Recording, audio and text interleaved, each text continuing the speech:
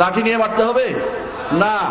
আহলুস সুন্নাত ওয়াল জামাতের কোন আলেম যদি ভুল করে তাকে বেদাতি খেতাব দেওয়া যাবে না, তাকে পরিত্যাগ করা যাবে না। আমাদের উস্তাদ শেখ আব্দুল্লাহ গুনাইমানকে আমরা জিজ্ঞাসা করেছিলাম যে হাইজুল মুফতাদের এত একটা বিশাল ব্যাপার, বেদাতিকে পরিত্যাগ করা, তিনি বলেছেন সেটা হলে বেদাতি বলে পরিচিত ব্যক্তির জন্য এই নির্দেশনা, তাকে পরিত্যাগ করবে। কিন্তু আহলুস সুন্নাত ওয়াল জামাত বলে প্রসিদ্ধ, তার কোনো ভুলের কারণেই তাকে পরিত্যাগ করতে হবে, এটা ইসলামের নীতি নয়। এটা যারা করে থাকে ভুল একটি নীতিকে, তা ভুল নীতিকে তারা প্রমোট করে থাকেন। বরং তাকে কোমল ভাবে বুঝিয়ে দিতে হবে, বিশুদ্ধ করে দিতে হবে। এটা হচ্ছে আহলুস সুন্নাত ওয়াল জামাতের নীতি। কারণ মুহাম্মদুর রাসূলুল্লাহ সাল্লাল্লাহু আলাইহি ওয়াসাল্লামের পরে আর কারো ইসমত নাই, নির্ভুল হওয়ার কোনো সার্টিফিকেট নাই। একমাত্র মুহাম্মদুর রাসূলুল্লাহ সাল্লাল্লাহু আলাইহি ওয়াসাল্লাম, তিনি হচ্ছেন ভুল ত্রুটি থেকে মুক্ত। আল্লাহ তাআলা তাকে শুধুমাত্র তা থেকে মুক্ত করেছেন। সুতরাং আহলুস সুন্নাত ওয়াল জামাতের মধ্যে আলেমরা ভুল করবে না তা কিন্তু না।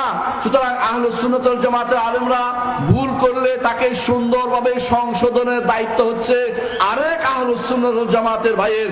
নিজেরা নিজেদের মন মতো করে তাদেরকে বেদাতি, তাদেরকে অপরিত্যাগ করা, তাদেরকে ছেড়ে চলে যাওয়া, এটা ইসলামের নীতি নয়। এটা আমাদেরকে বুঝে নিতে হবে। তাহলে আমরা কয়েকটা উদাহরণ দিতে পারি। দেখুন, ইমাম বাইহাকি রহমতুল্লাহ আলাইহি তার বিভিন্ন হাদিস, বিভিন্ন জায়গাতে তিনি অনেক মাসআলাতে আহলুস সুন্নাত জামাতের মতের বিরুদ্ধে গিয়েছেন। কিন্তু আমরা বলি ইমাম বাইহাকি রহমতুল্লাহ আলাইহি, আমরা বলি না যে বাইহাকির কথা নেওয়া যাবে না, বাইহাকির হাদিস নেওয়া যাবে না, বাইহাকির কথা শোনা যাবে না, এরকম বলি না।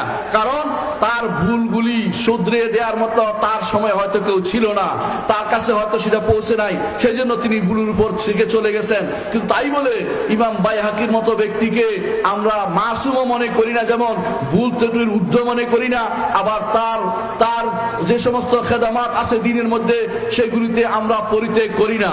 অনুরূপভাবে ইমাম নববী রাহমাতুল্লাহ আলাইহি তার বিশাল খেদমত রয়েছে, তার কিছু ভুলের কারণে তার খেদমতকে আমরা উপেক্ষা করে চলি না বা তাকে বেদাতি বলি না, বলি যে তিনিও আহলুস সুন্নাত ওয়াল জামাতের লোক, তবে ভুল করেছেন ওই মাসালাতে।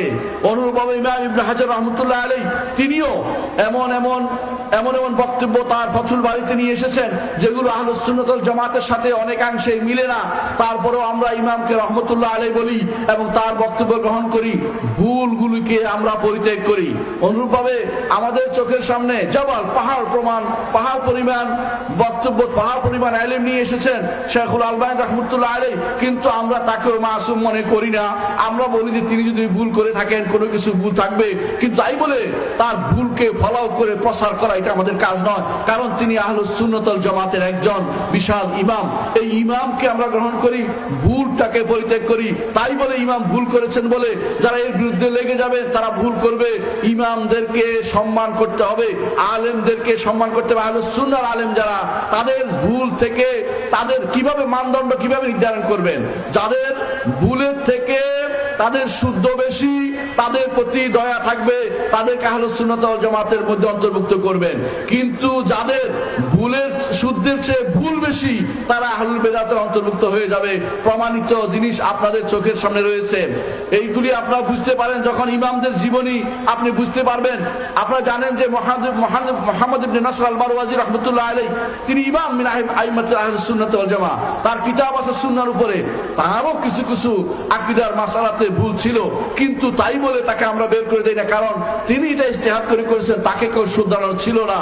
কিন্তু তারপরে তিনি ইমাম মিন আইম্মাতি আহলুস সুন্নাত ওয়াল জামাআহ, তাই বলে তার বিরুদ্ধে লেগে যাওয়া অথবা তার বিরুদ্ধে কথা বলা আহলুস সুন্নাত ওয়াল জামাতের মানায় না। আহলুস সুন্নাত ওয়াল জামাত মনে করতে হবে যে ভুলটা বাদ দিতে হবে আর শুদ্ধটা গ্রহণ করতে হবে। তবে এটা আহলুস সুন্নাত ওয়াল জামাতের ভিতরে হতে হবে, বাইরের লোক নয়।